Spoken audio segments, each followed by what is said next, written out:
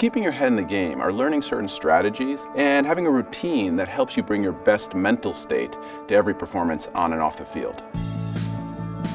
When you think about keeping the head in the game, the first thing you have to understand is what your head is. Most people don't have a user manual for their head, right? They just get up in the morning and live their life. And we're really not taught about the different skills that can help you focus and keep your attention on the right thing at the right time every time. Most athletes, if you ask them, what are you doing to prepare? They'll give you a very thorough background about what they do physically. They'll stretch, they'll do strength and conditioning, they'll eat right, they'll try to sleep right. But most athletes really actually aren't working on mental conditioning.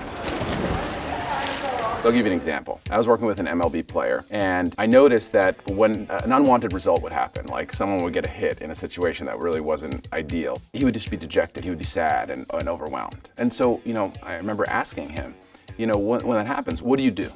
And he said, well, I just shake it off. But then I asked how, and he couldn't really tell me. So what that experience shows is most athletes and most people don't have a go-to mechanism, a mental technique, something they're going to do to reset.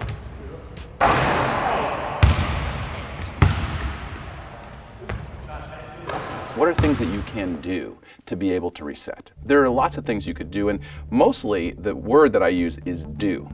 It's really hard to think your way out of a situation. It's better to do your way out of a situation. So what I recommend to athletes is have a go-to resetting action that they do. Now the best one is really getting in contact with your breath. A deep breath in, a deep breath out.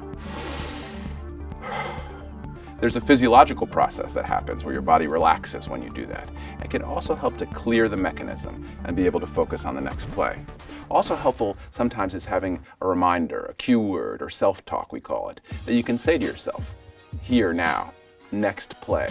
Just instructing your brain about what the next thing you're focusing on. The more you practice that off the field or off the court, the more calm and in the moment and feeling good and happy an athlete is, just satisfied and relaxed, the better they're going to play. These are natural athletes, and all they need to do really is to relax and allow themselves to be there. And a lot of these skills are about allowing the natural talent to come out.